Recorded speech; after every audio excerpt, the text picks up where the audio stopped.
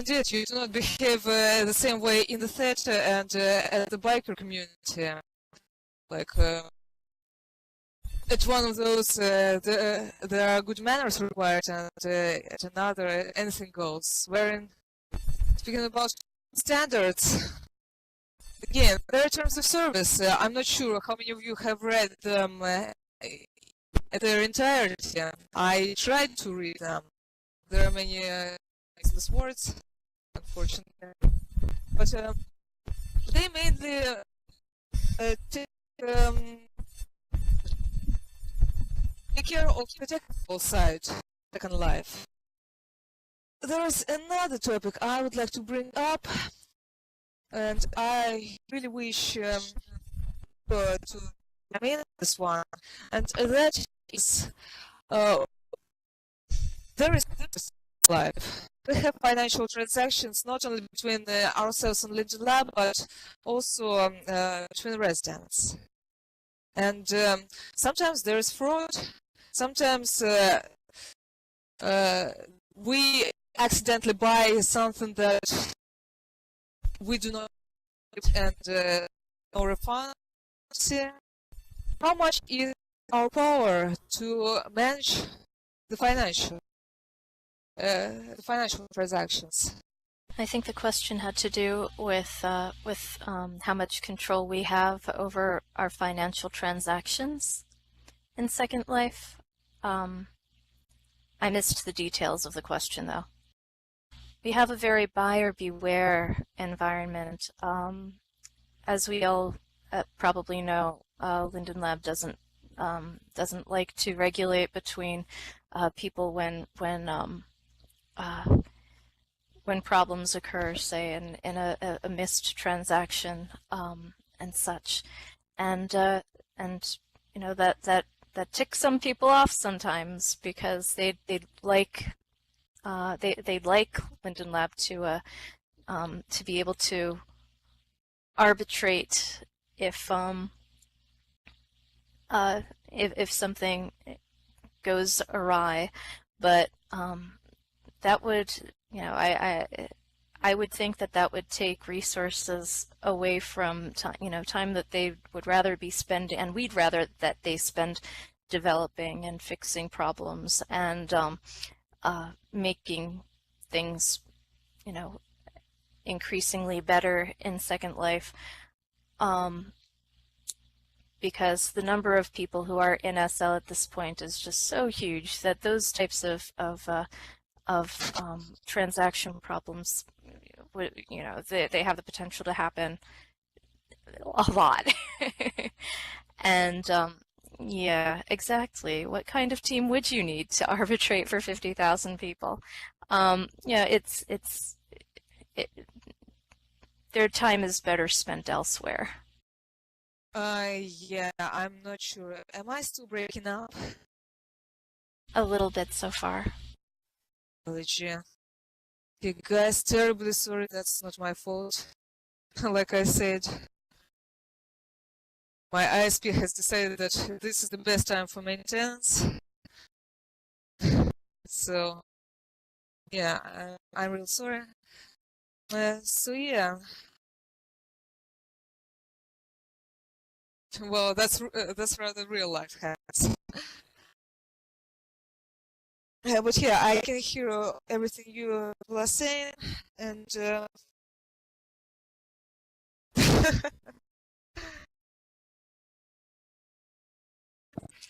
okay. There are small towns in real life that are 50k in population, and well, 50k is not exactly the right number because that's at the peak of Second Life traffic. Do you guys can distinguish what I'm saying? I'm sorry, I have to verify all the time. Ah.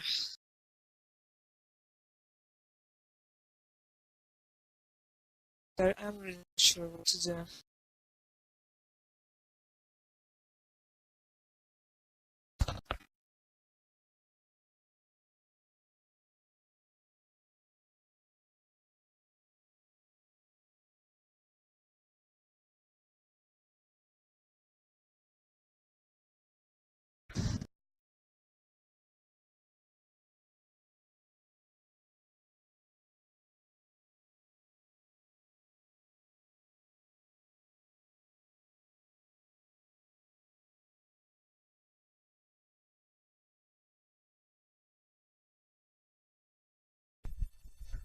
I find what you're saying just a little broken. Though I'd like to add that Linden Labs needs to ensure that our monetary accounts are only accessible by the actual residents themselves.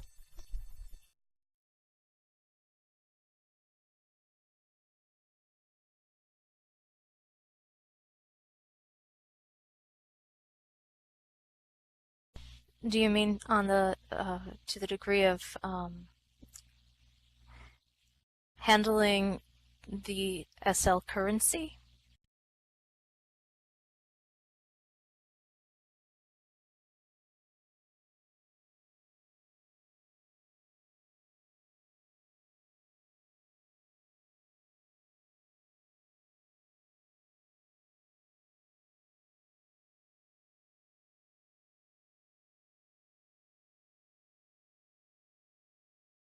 Yeah, because I remember that from,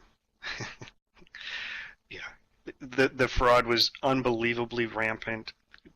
What you need is a central bank, the way transactions work here, because your money isn't in your pocket, it's in the central bank.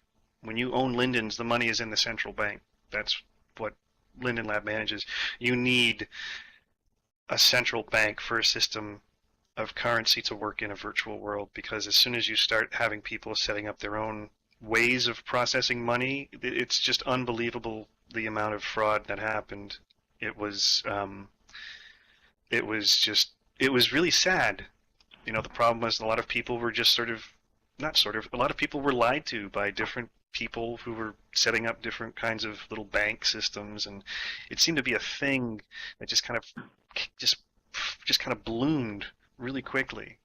And you need to have, you know, like you have FDIC insured, right? You need to know that your Linden dollars are your currency is being managed by a central bank that has you know, that it's very clear who's running it. The people running the bank are the people who are owning the infrastructure of the technical platform that you're existing in. You need that to prevent fraud. Otherwise, people will come up with all kinds of ways of you know, breaking the bank, so to speak. So that's my opinion on that. Well, one thing that is important to keep in mind for people who because there are increasing, I think, numbers of people who are finding ways to make a living in SL, and for whom, whether it's content creation or owning land or escorting, there are multiple ways that talented and skilled people are able to earn an income in SL. But one thing to bear in mind is that this is Linden Labs, a company, and if your entire well-being, if your entire livelihood is based on the existence and success of another company, then there's a lot that you're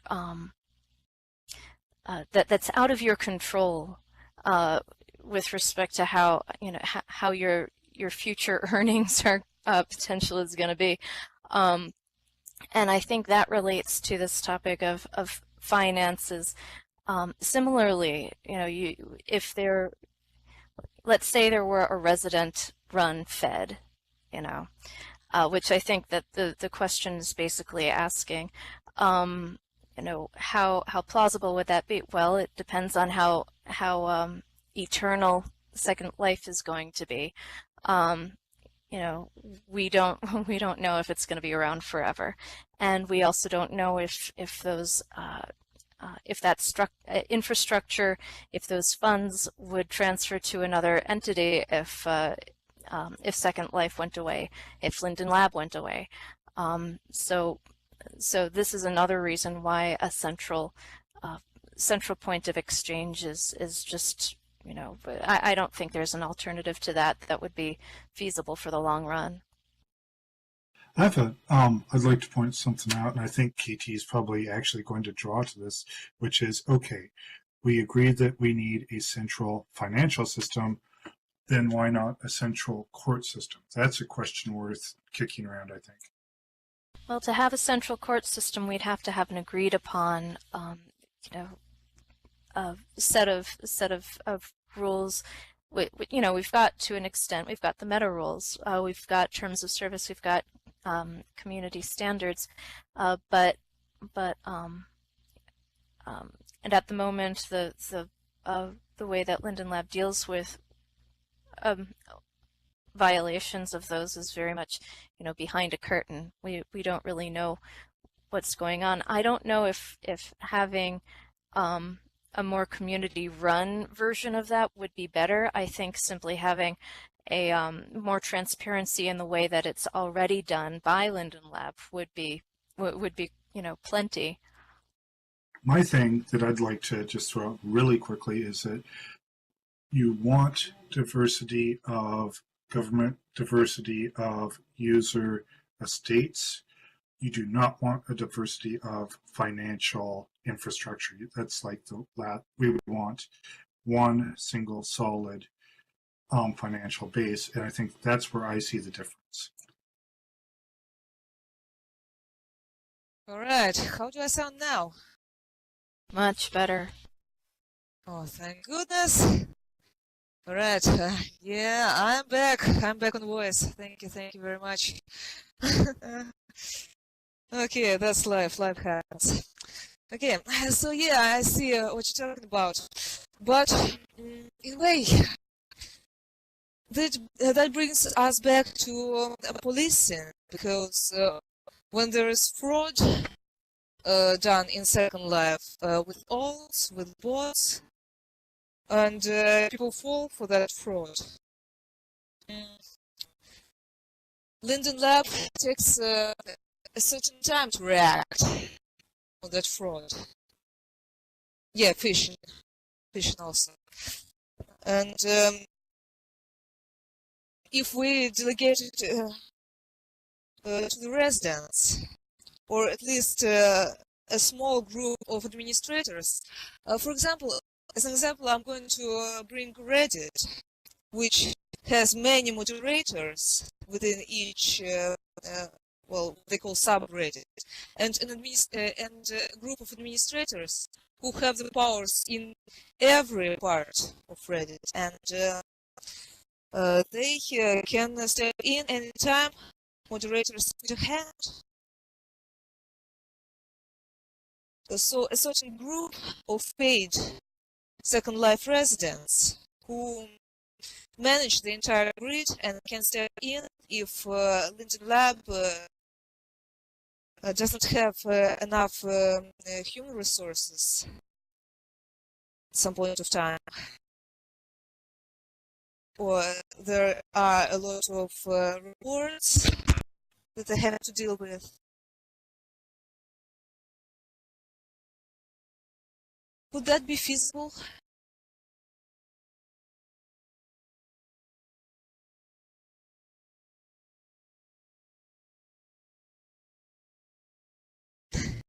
Yeah, Hannah, that's what I'm talking about.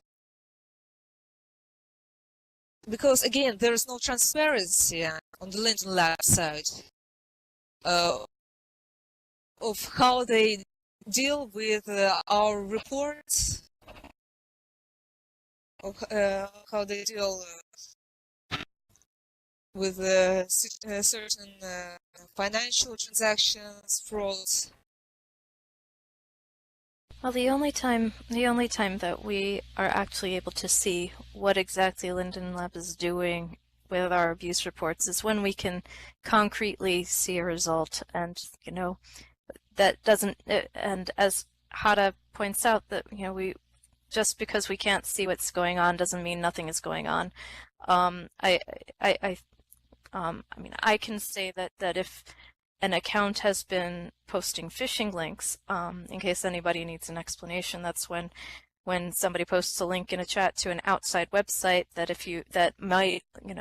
the most typical example is it will look exactly like a Second Life login page, but it's not, and they'll then steal your password. and log in as you.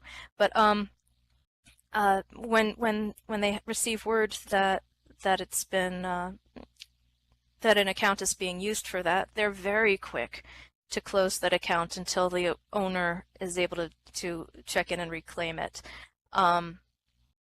So that's one thing that we do see them acting quickly on. I've seen them act very quickly on reports of sexual age play. So that's two things that we know they work quickly on. Anything else? No. I've never seen results, but that doesn't necessarily mean they aren't taking in, they aren't keeping a record of reports. So, so we simply don't know.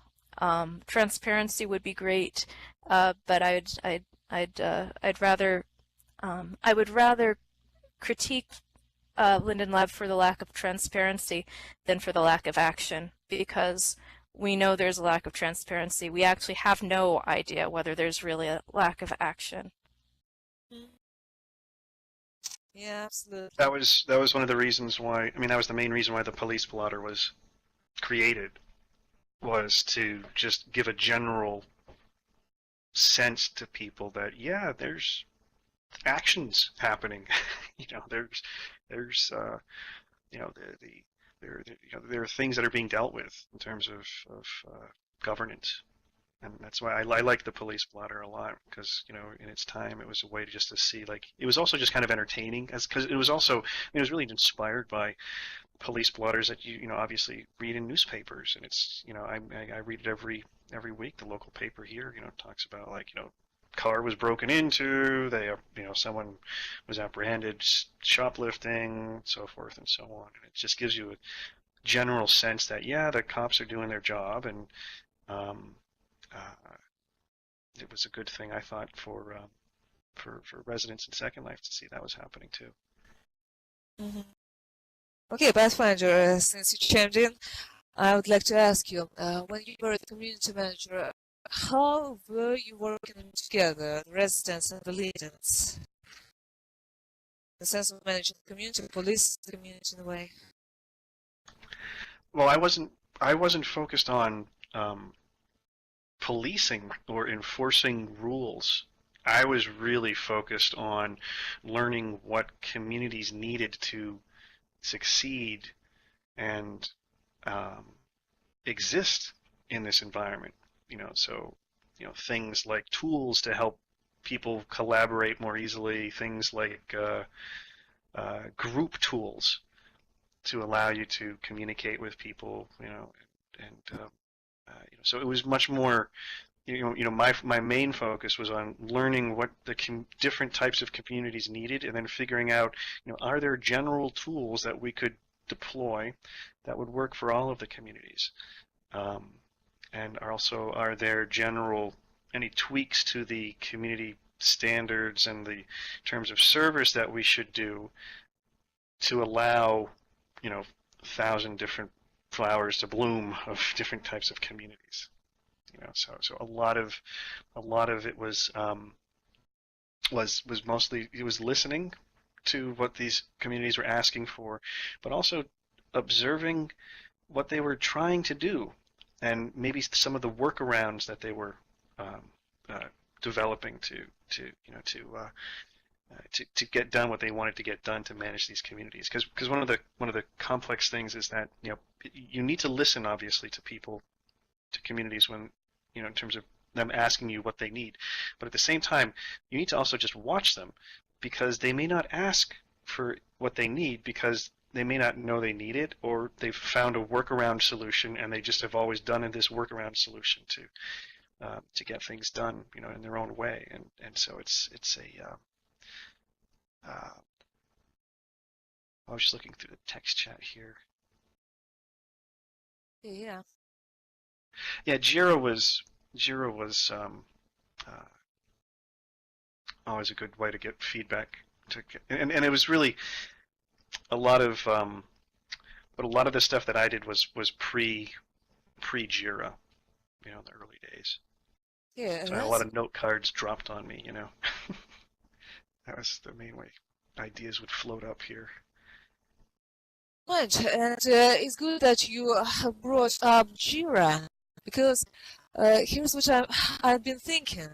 In real life, this does not really work that way, that not every citizen can go to the president or any other, well, the highest level government official. It always goes through certain levels. So, would some kind of this hierarchy work in Second Life? For example, we had leaders of communities reigning over the communities, and then only the leaders of communities could communicate with Linden Labs. Well, I think a tool like Jira is a great democratizing tool because it gives everybody the ability to um, submit something, and then if you give people the ability to then vote on something, then you see the best, or at least the most supported ideas float to the top, right? So I mean, I think that's that. I think tools like Jira for things like feature suggestions are critical. So you aren't really for the idea of certain people representing the entire communities or groups of people. You are for people representing themselves. Well, no, I'm for. I think tools like Jira, when used for feature suggestions, are probably the best way to get in a central location, a way to process all of the ideas that people have, right? And Jira is as a feedback, exactly, because the challenge is just how do you when you have one-on-one conversations with people, or people send emails, there's just no central source of truth around all of this stuff happening. And if you have a central location, like you just tell people, go to the website, submit a Jira, and everyone else will see it, and then then you can have also, if you have discussions, and comments on the Jira, everything is right there. It's somebody mentioned Governor Linden. Yeah, Governor Linden was just an account that at least in my day, I don't know how it is today, but any Linden employee could log in as Governor Linden, and you could kind of drive Governor Linden around to do things like fix the roads and stuff. But it was always funny whenever anybody would talk to Governor Linden, because you never knew who was actually driving the governor. And the governor avatar is a female avatar too, by the way. It was always that way. Good. Well, the downside of Jira, which we see all the time, we get lots of complaints, is that it is intimidating. That it does take a little bit of a learning curve before people are familiar enough with the Jira to be comfortable using it. And I think there's a little bit of tech phobia going on there, because if you look at it one piece at a time, it's actually fairly self-explanatory. First it asks for your name. Okay, you got that. Then it asks for what version of the viewer you're using. Well, you can, most people can find that okay. And so forth. So there is a little bit of an intimidation factor, though. People will say that they don't file JIRAs because they don't understand it, they don't like it.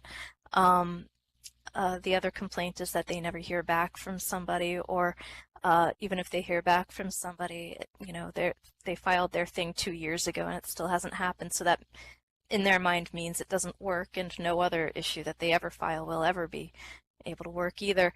But so I would like to see ways to make JIRA not as intimidating to people, so that it can actually be that democratizing tool that it should be.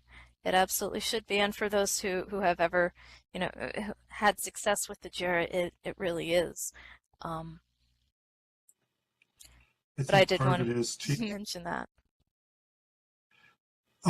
That's you showing people what to look for and getting them past the technophobia a lot of people have of, like, I'm not a programmer, I'm not a computer person. Well, you're here, just look for this, look for that. And then, like, I think basically making it approachable is what I'm saying. And just, half of it is you don't change the Jira, you educate the people, I feel. We actually have a class on how to use the Jira on the education topic. Exactly. What we're having is Linden Lab introducing new tools and not teaching people how to use them. I believe Indigo can say something on that because, well, he's a scripter and they have introduced pathfinding, they have introduced experiences, and honestly, I've heard from scripters that there is no good documentation on how to implement experiences and pathfinding and such. Oh, so you're speaking of experience and experience keys that you can use to at least give residents and creators perhaps a measure of control over some of the things that can happen to them and around them that aren't perhaps what's said and done, but what happens in terms of actions, animations, teleports, and things of that sort.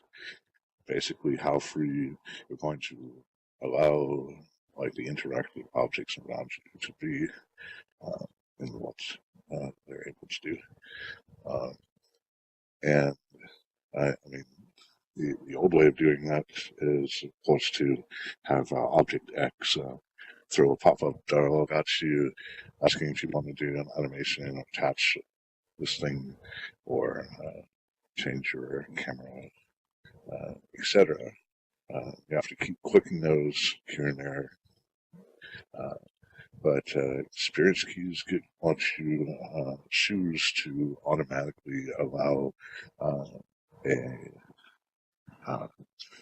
given creator or creators who have set something up stamped with that key on a particular land parcel or region to run and operate those things automatically. And for interactive experiences, games, hunts, and things like that, you have this kind of more smooth flowing way of letting people pick up like equipment, interactive items. It also gives casual developers a bit of power in creation of some of these things, in that you can store data settings as key value pairs in a grid-wide sense without having to resort to like external servers or keep everything tucked into like some gadget or whatnot. It can be like a more open world experience, and Linden Lab has put out several things of this sort for people to wander through and interact with, as well as a few other people who initially have gotten a hold of, I guess, being able to use these keys as beta testers. But now, as an individual with a paid account, you can have your own key and use it on your land or someone else's if they allow it. Yeah, Omega just said what I was about to say, that on the topic of governance, experience keys can also be used. So, okay, my question to the members of CDS. Given the right experience, well, would you be willing to implement experiences at your region? Well, I'm not sure if you have a staff scripter who knows how to program experiences. Going back to the subject of... Okay, Rama, Indigo was just talking about how users will kind of develop within the a certain experience. Well, yeah, I'm repeating myself. But as you know, experiences can attach HUDs, objects. They can manage how your avatar behaves, how your camera behaves. So basically, they allow scripters to step into the developer's shoes. To me, Second Life is about what I do. If I understand experiences right, you lose certain control of your avatar. So it goes from being more of a user-driven experience to being more of one of like television or movies in which somebody else actually presents the experience to you. Yeah, that's exactly right.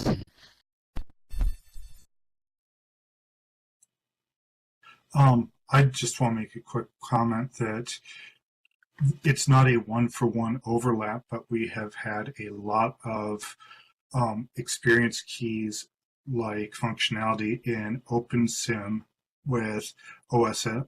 I believe it's OSSL scripting, and it's something I've been a fan of there. So I'd love anything we can do like that here is awesome.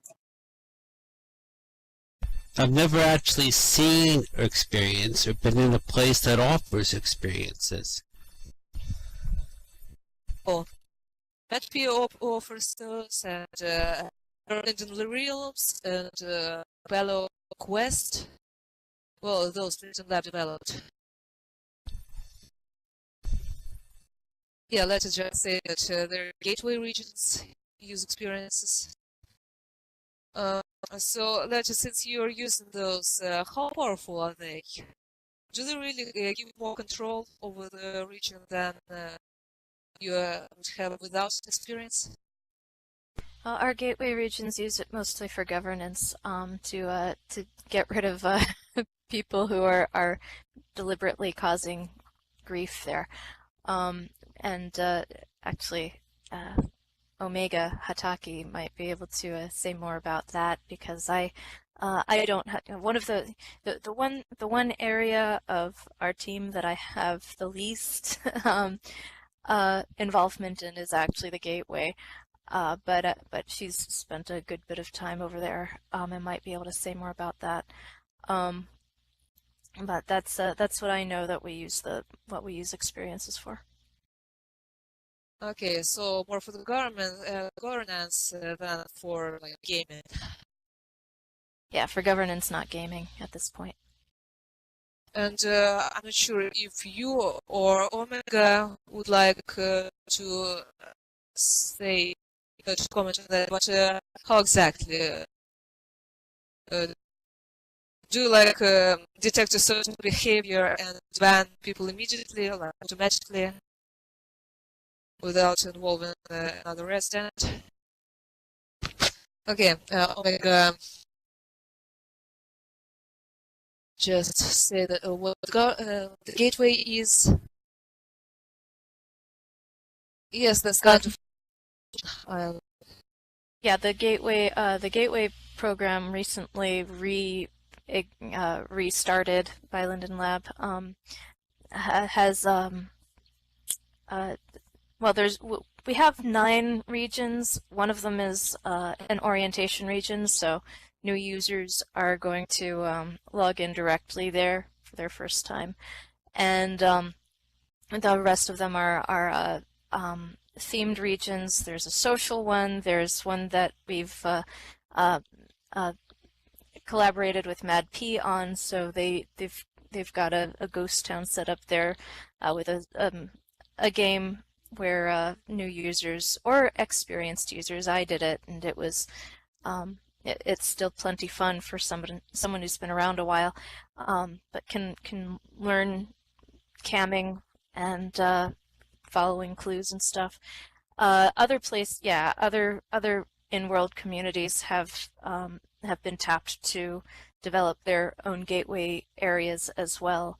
But the whole idea of the gateway program is to increase user retention, because Linden Lab has decided to give it a go to tell whether experienced users may actually be the best people to know how to keep new users around. So we hope that we're doing a good job with that. But yeah, since this came up with experiences, That's what we've used it mostly for has been to keep things under Could I, control. if I may, this brings up something. When it comes to governance, we at the CDS put a huge premium on we log everything, we make sure that everything's recorded as much as possible. That may be possible with experience keys. I don't know, I'm not a scripter, but I think that in our case, it's more useful for us to manually, if there's a griefer, we go, we talk to them, we save the local chat, and we record things. I don't think that we would want, as far as I know, now I'm not on the SC, I'm not the chancellor, but we would not want to use that from my perspective for handling griefers or handling things along those lines.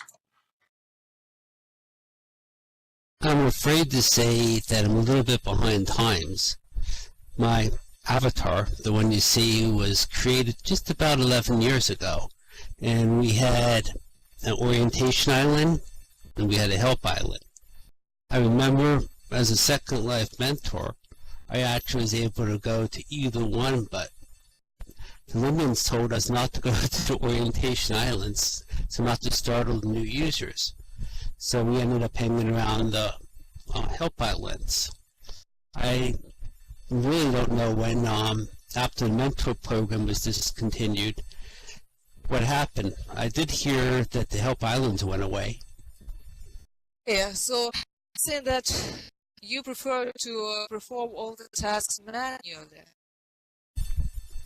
It's not so much performing it manually, it's the logging and the accounting, because anyone who's banned, any action that's taken needs to be able to be appealed to the SC, which means having logs into record. And that's my concern, me handheld, not necessarily the CDS collectively. That's just my understanding of how we do things.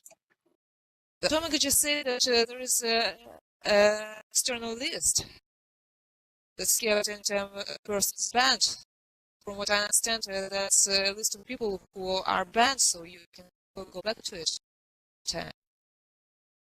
Right, so from what I understand, experiences are quite powerful. From what Letter had been saying, and Omega as well. Indigo, question to you. How easy are they to implement? In order to do what? I'm asking about experiences. What? Are they to develop, to customize? Oh, well, if you would like to work with experience keys in order to set up your area so that you can let users choose to basically automatically consent to some of the dialogues and general things you might like to do, like camming around or teleporting them to a new area, things like that.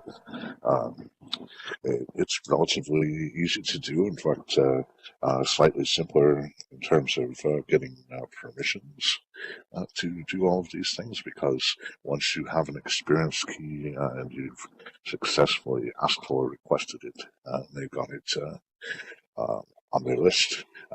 From that point, you get a handful of basic generally useful things, like being able to trigger animations or attach in-world devices, and then do the camera thing and teleporting. Oh yeah, and letting you use keyboard control for certain things too, if you need it. Mm-hmm. As far as like storing information, the only caveat there, I suppose, is that each key has a global pool of like these you can consider them like variable names, and a value belongs to them stuff attached to it. They are not stored per user, but you can store a bunch of keys. For example, it would be like tagged, prefaced with a certain ID, so you can like keep an individual person's stats and progress in the game for that whole experience, which can span several land areas, regions, all over the grid if you want.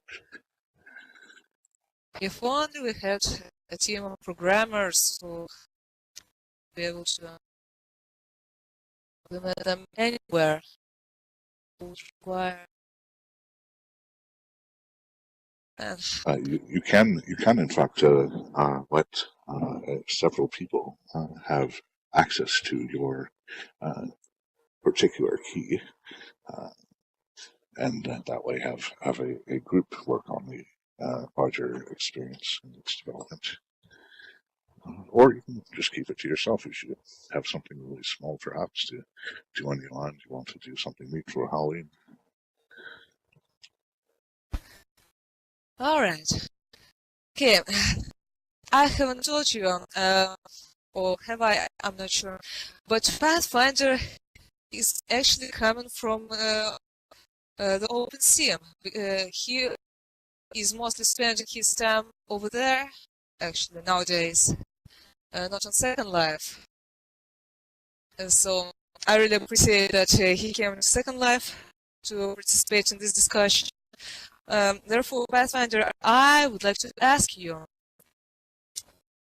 to kind of compare how much control do people have in OpenSim compared to Second Life, and well, how does it work out for them?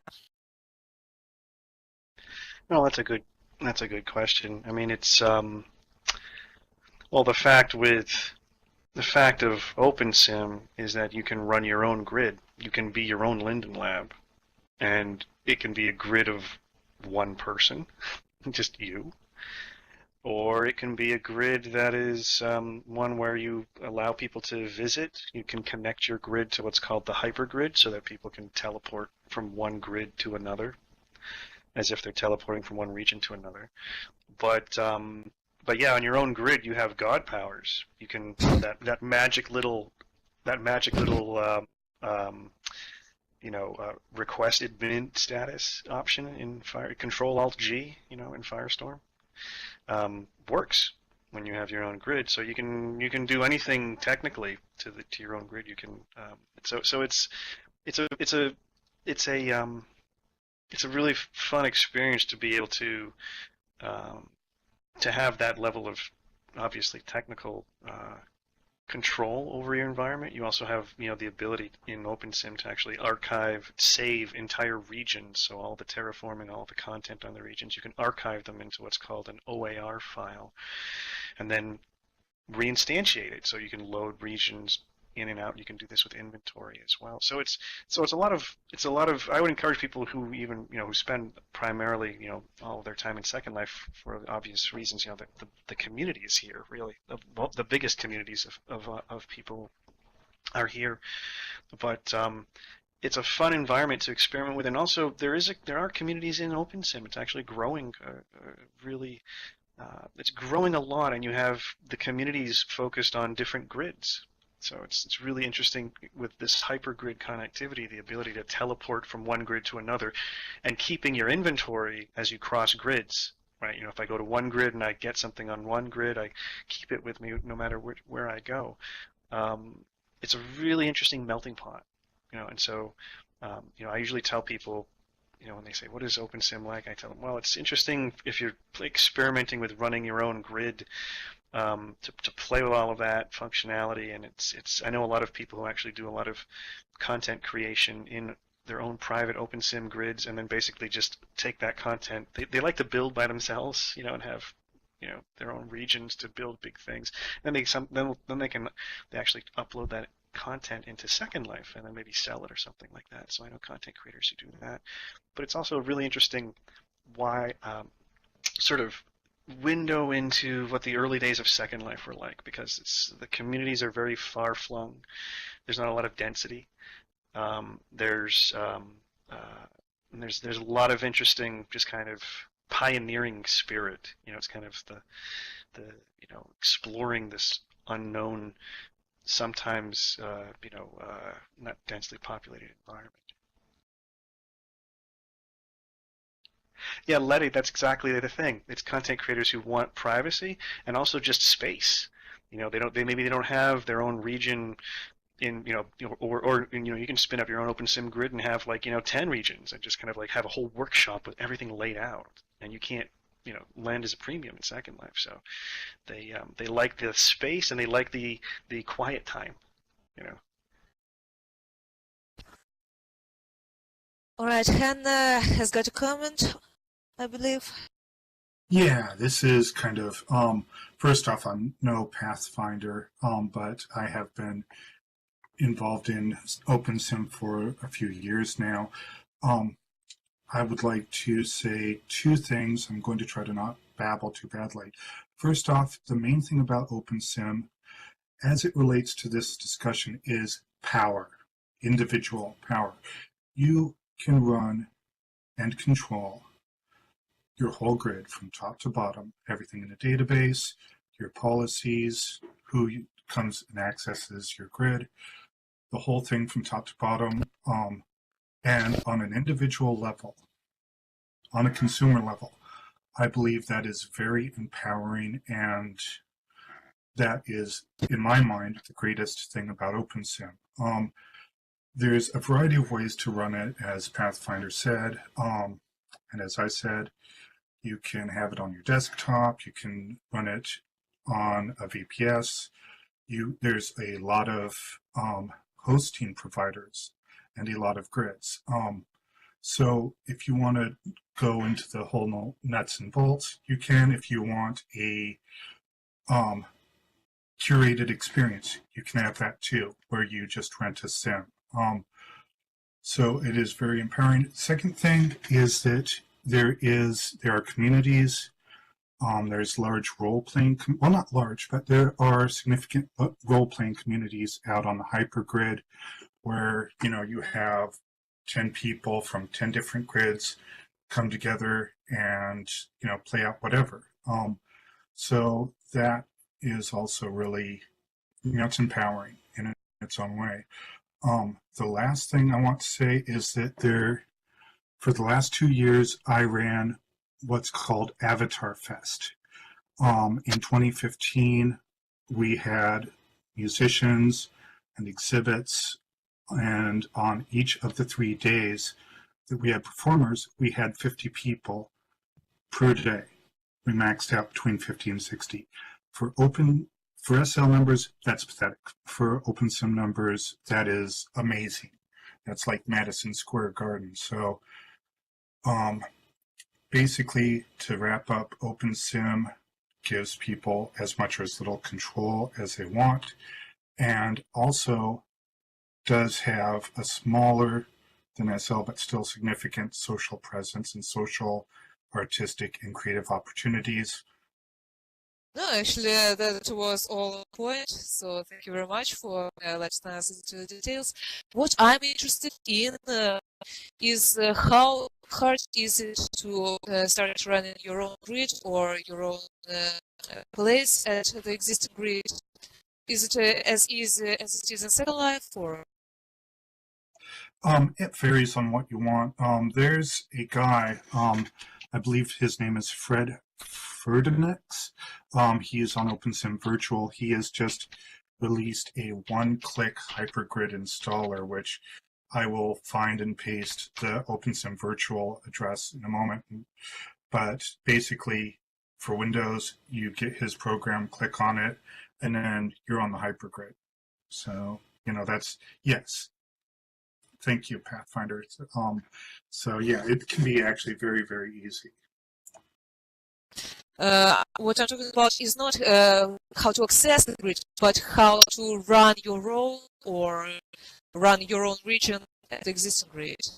Yeah, that installer is to run that installer is to run your own grid. It installs on your Windows machine your own grid. He just released that. I think it was just like a couple days ago, wasn't it? I mean, it was really.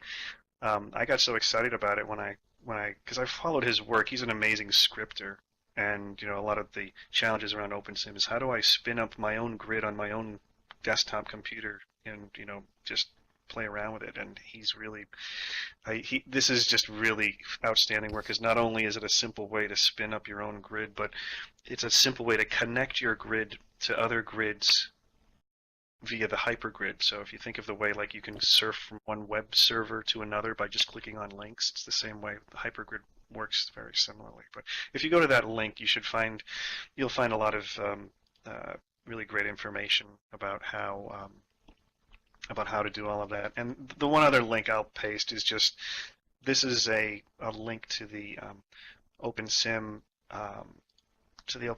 community conference, which happens every year. It's been going on for, I can't remember how many years now, but it's in December.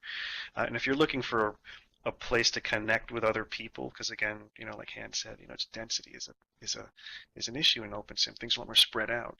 But this community conference is really a wonderful conference that happens in Open Simulator on OpenSim, and there are a lot of really great speakers. People talk about what's happening in OpenSim, and it's a good place for learning more. Okay, that sounds good actually. So in a way, does it work better than how Second Life is being run? Because there are still more people in Second Life than on OpenSim. Also, I think that has a lot to do with advertising. But still, Well, it's also going to be because the infrastructure is already there. I think there are two things that SL has that will keep it the most popular grid of its kind for a while. Unless something comes along that just has some very key innovation. One is the community that already exists here. And all of the, like I said, infrastructure that goes along with it. People who check out other grids are, and don't know what to expect and don't have a particular reason for checking it out except curiosity, will often be disappointed because it's in many ways underdeveloped. And I'm sure it's not as much so as the last time I tried, but people who are used to SL are going to be using that as a benchmark, and that's just that's just the unfortunate side effect of it. The other thing is inventory. People have invested a lot in developing relationships here, but they've also put a lot of investment into developing what they own. And whereas OpenSim grids, have that the hyper, what is it called again? Anyway, you can. That's it, yeah. So, but we can't do that from SL to other grids, and that's actually. They did at one point, but the thing is that, and I'm just going to say something unpopular here. You can't earn money in OpenSim. People tell me you can. I don't buy it. Haven't seen evidence of it. When I go to talk to my SL families here about OpenSim, they're like, "Great. How do I pay what do I do to earn my tier?" I have no answer. So I think economics is a huge factor making Second Life more attractive than OpenSim in that sense. Huh. Yeah, that makes sense. Okay.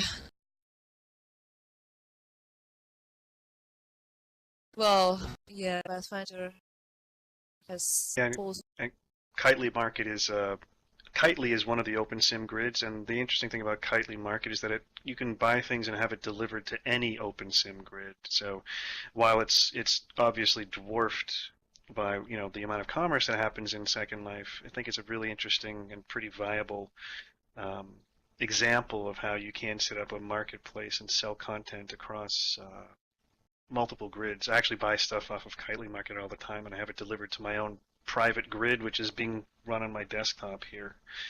But it's just really interesting it's not about replacing Second Life. I mean, I just love the fact that there's so many different virtual platforms out there, different virtual worlds. I mean, I think they all have their place, they all have their space. Second Life is the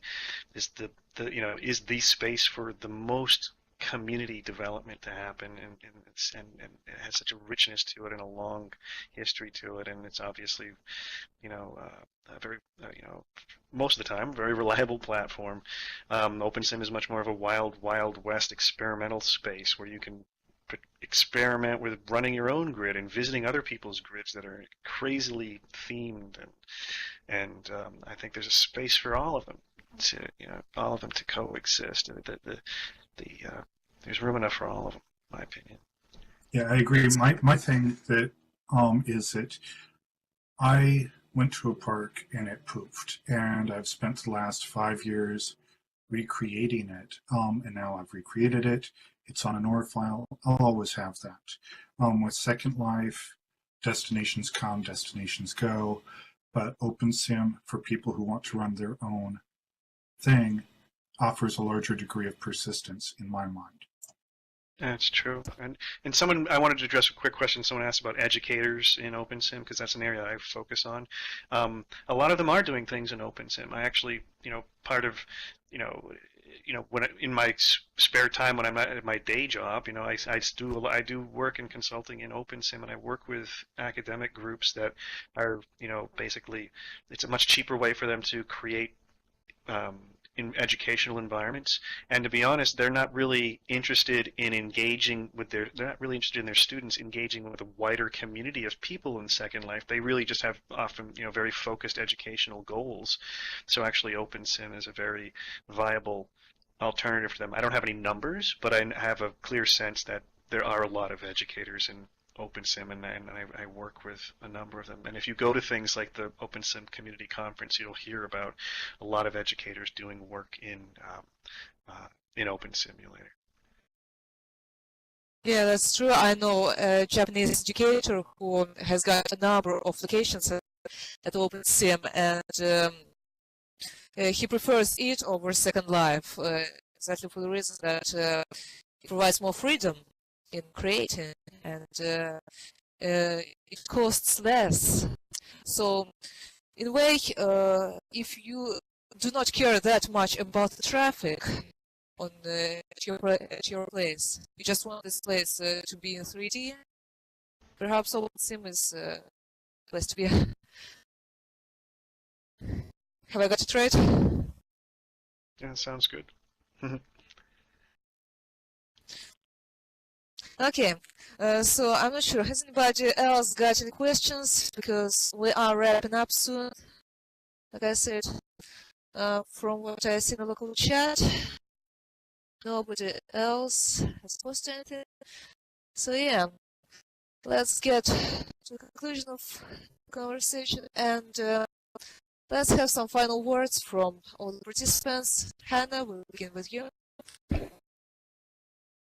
Well, thank you. I just want to say that in my mind, and I'm not sure if, in my mind, the greatest thing, whether it's Second Life or OpenSim, is the way that you, this platform is empowering to the individual. You can come in knowing nothing, learn to build, learn to manage, learn to work with others, and to manage others.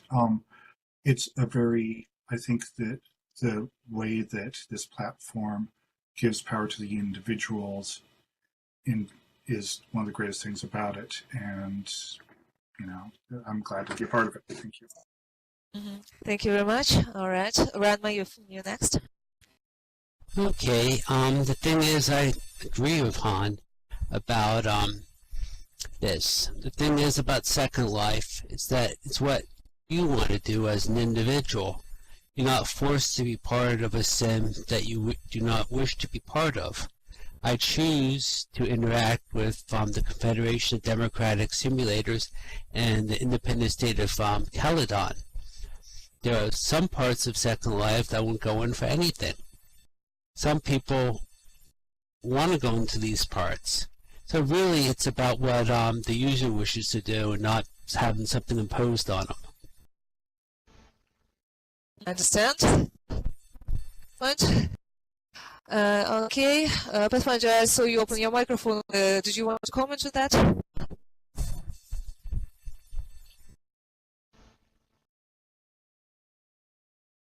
Pathfinder? Oh, I'm sorry. My mic is acting weird. Oh, all right. Sorry. No, I'm okay now. I was just sure.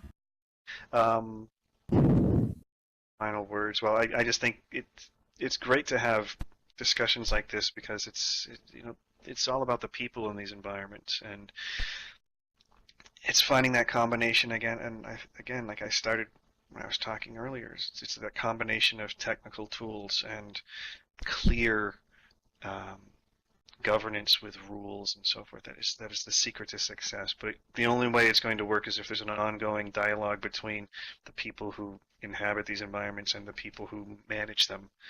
And that means just making sure that there's constant communication and always offering constructive criticism to the people who are, at the end of the day, running the servers and helping them understand what you need to thrive in this environment, and helping and reminding them that that their company will thrive the more the communities can grow and thrive over time. Definitely. Thank you very much. Very well said. All right, Indigo, please.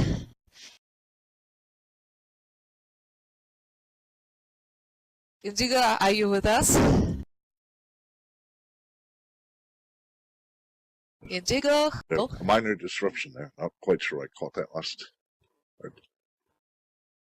Okay. I was just asked to provide some final thoughts because we're wrapping up. Oh, yes.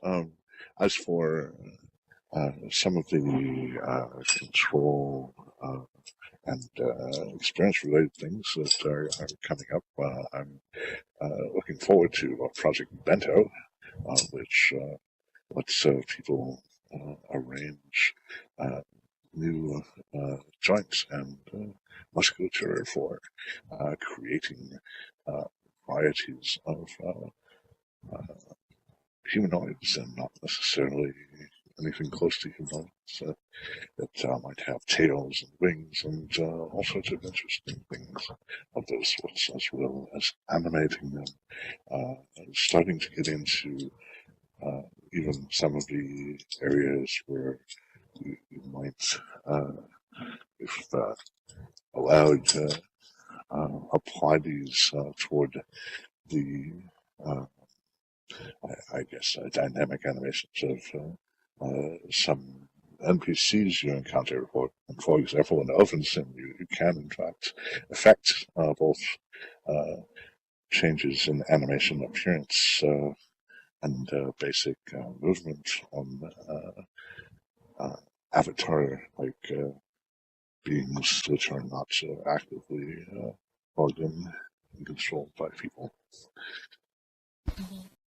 So more scripting power on OpenSim. Indeed. That's pretty nice. Okay, thank you very much. All right, Letta. Well, thank you very much for having me on this panel. It's been really informative, and we got to see quite a few different angles on how residents can determine their own environments in Second Life within the within the guidance, I guess it might be the best word, that Linden Labs starts us out with. And I hope that third-party viewers like Firestorm are able to enhance that somewhat, because that is one of our that's our main goal, is to improve the user experience. Just as Pathfinder was saying, that it's necessary to give constructive critique to Linden Lab. We appreciate constructive critique as well, especially getting to hear how our users want to see Firestorm continue to evolve and to be the be a tool for enhancing your experience within SL. So thank you again for allowing me to be part of this discussion. It's been great.